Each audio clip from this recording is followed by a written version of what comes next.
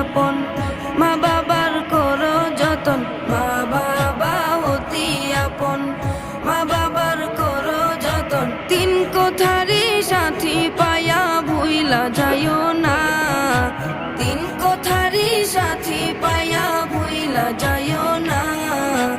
আল্লাহ নবীজির দয়া তারা পাবে না, হায়রে আল্লাহ নবীজির দয়া তারা পাবে না।